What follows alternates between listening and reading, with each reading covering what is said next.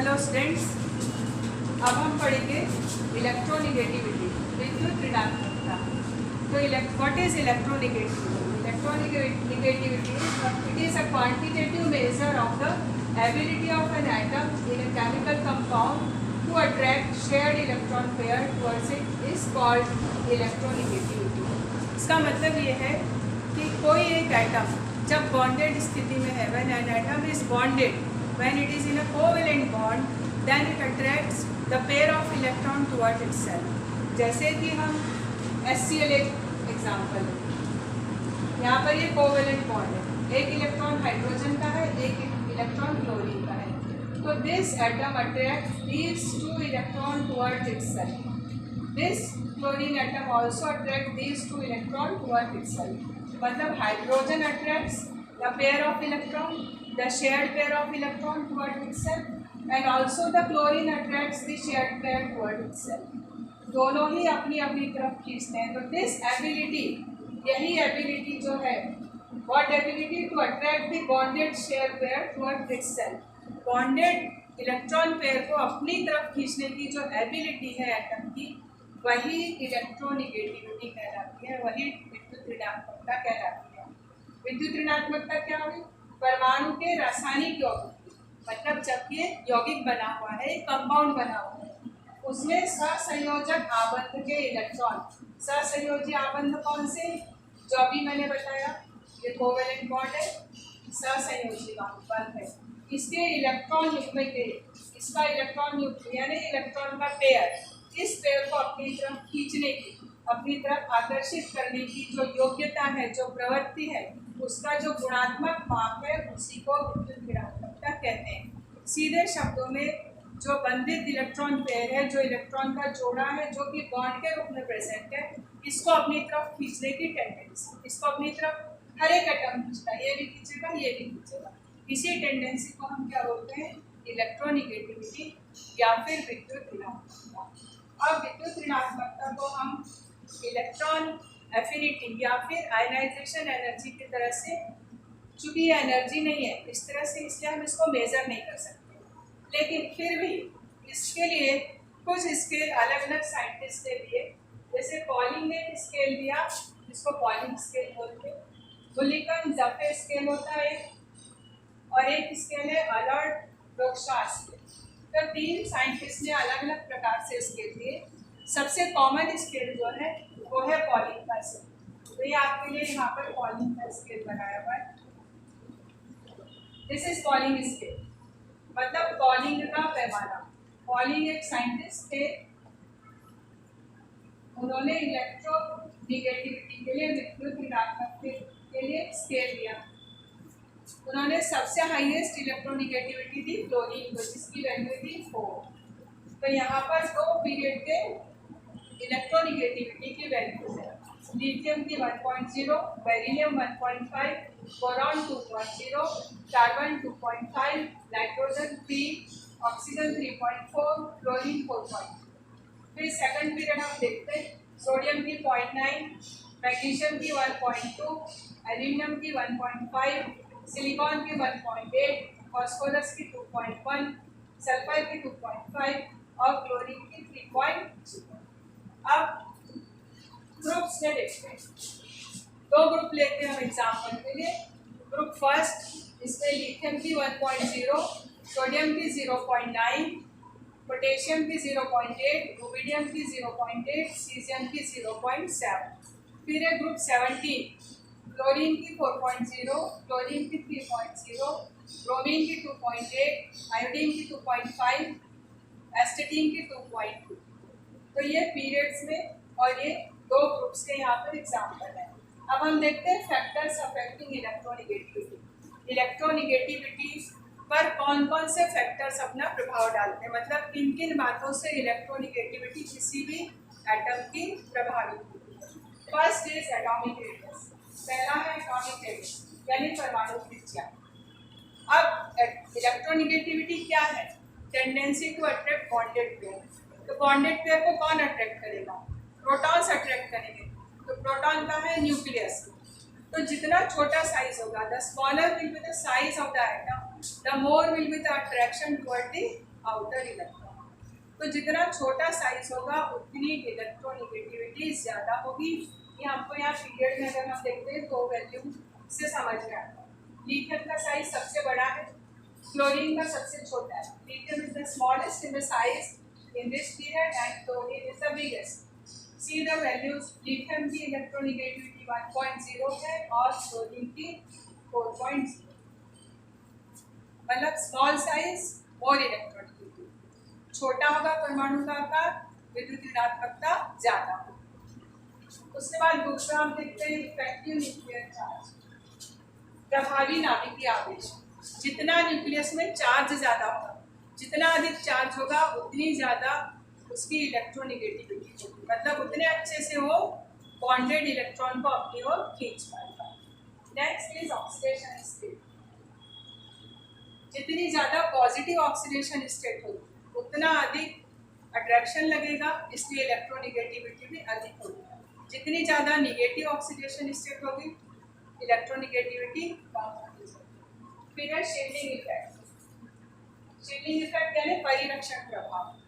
जहाँ कहीं भी शील्डिंग इफेक्ट ज़्यादा है, शील्डिंग इफेक्ट क्या होता है, आउटर मोस्ट इलेक्ट्रॉन और न्यूक्लियस के बीच में अगर बहुत सारे इलेक्ट्रॉन हैं तो these number of electrons they work as a shield.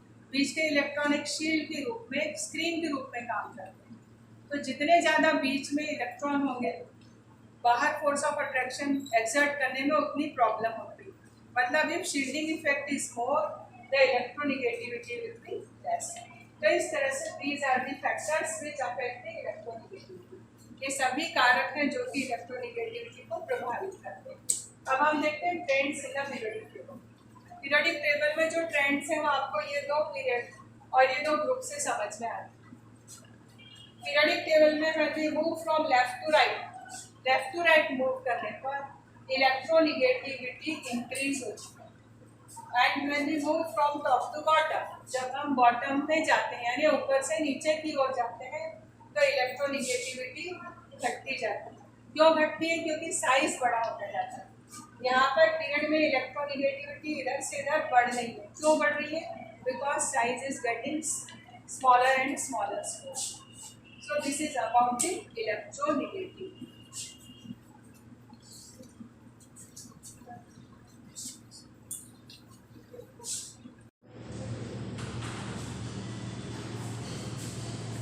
बच्चों अब हम पढ़ेंगे अगली प्रॉपर्टी वैलेंसी या ऑक्सीडेशन स्टेट। तो वैलेंसी या ऑक्सीडेशन स्टेट में अब हम पढ़ेंगे पीरियोडिसिटी यानी आवर्तता। वैलेंसी को बोलते हैं संयोजकता और दूसरी है ऑक्सीकरण अवस्था में आवर्तता। तो हम पहले समझे कि वैलेंसी क्या है। किसी भी एलिमेंट के जो वैलेंस शेल में जो इलेक्ट्रॉन होते हैं तो वैलेंसी या तो उनकी संख्या के बराबर होती है या फिर 8 में से माइनस करके जो संख्या आती है वो आती है। जैसे कि फॉर एग्जांपल हम फर्स्ट, सेकंड, 13, 14, 15, 16, 17, 18 ये ग्रुप्स लेते हैं। तो इन ग्रुप में जो नंबर ऑफ वैलेंस इलेक्ट्रॉन है मतलब आउटर मोस्ट शेल में जो इलेक्ट्रॉन है वो है 1 में 1 है, 2 में 2 है, 13 में 3 होते हैं, 14 में 4 होते हैं, 15 में 5 होते हैं, 16 में 6 होते हैं, 17 में 7 होते हैं और 18 में 8 होते हैं। तो पहले ग्रुप में वैलेंसी 1 है, सेकंड ग्रुप में 2 है, 13 ग्रुप में 3 है, 14 ग्रुप में 4 है।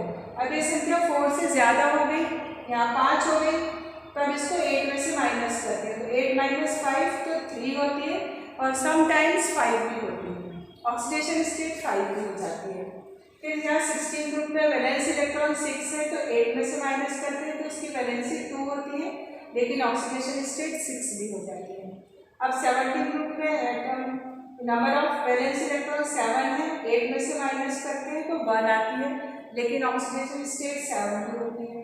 अब 18 में 8 इलेक्ट्रॉन होते हैं, कंप्लीट शेल है, पूरी तरह से भरा हुआ है इसलिए इसकी वैलेंसी 0 होती है, ऑक्सीडेशन स्टेट 8 भी इसमें होती है।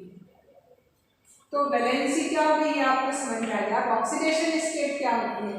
ऑक्सीडेशन स्टेट का मतलब ये है कि किसी कंपाउंड के मॉलिक्यूल में जो एटम है उस एटम में, उस मॉलिक्यूल में उसके पास क्या फॉर्मल चार्ज मौजूद है वही उसकी ऑक्सीडेशन स्टेट कहलाता है। तो हम देखते हैं कि इस प्रकार ग्रुप में वैलेंसी पहले बढ़ती है 4 तक, उसके बाद फिर क्या होती है, कम होती चली जाती है। तो ये पीरियोडिसिटी है इसकी, वैलेंसी की, किसमें, ग्रुप्स में, आवर्ती। अब अगला पॉइंट हम देखते हैं, anomalous properties of second period elements, द्वितीय आवर्त के तत्वों के असामान्य गुण। पीरियडिक टेबल में देखा गया है कि जो सेकंड पीरियड है और जो थर्ड पीरियड है उसके कुछ एलिमेंट्स में आपस में प्रॉपर्टीज में रिजेम्बलेंस आती है, उसको हम बोलते हैं डायगोनल रिलेशनशिप। जैसे कि एग्जांपल के लिए ये सेकंड पीरियड के एलिमेंट है लिथियम, बेरिलियम, बोरॉन, और ये थर्ड पीरियड के एलिमेंट है मैग्नीशियम और एल्यूमिनियम। तो लिथियम की जो प्रॉपर्टीज है वो अपने ग्रुप के दूसरे मेंबर जैसे सोडियम, पोटेशियम, रुबीडियम, इन सबसे थोड़ी सी डिफरेंट होती है। इसी प्रकार से बेरिलियम भी मैग्नीशियम, कैल्शियम, इन सबसे थोड़ा अलग होता है। इसी प्रकार बोरॉन भी अपने ग्रुप के दूसरे मेंबर से थोड़ा डिफरेंट होता है, लेकिन इनकी जो प्रॉपर्टीज हैं डायगोनली प्लेस्ड अगले ग्रुप के एलिमेंट से मिलती हैं। जैसे लिथियम की प्रॉपर्टीज मैग्नीशियम से सिमिलर होती हैं और बेरिलियम की प्रॉपर्टीज एल्यूमिनियम से सिमिलर होती हैं। प्रॉपर्टीज में समानता इसलिए होती है कि इनके जो साइजेस हैं, एटॉमिक रेडियस और आयनिक रेडियस काफ़ी हद तक समान होते हैं। इसको हम डायगोनल रिलेशनशिप बोलते हैं या फिर विकर्ण संबंध बोलते हैं। तो हमको ये विकर्ण संबंध भी कहाँ पे मिलता है, सेकंड पीरियड और थर्ड पीरियड के एलिमेंट्स में हमको ये विकर्ण संबंध मिलते हैं।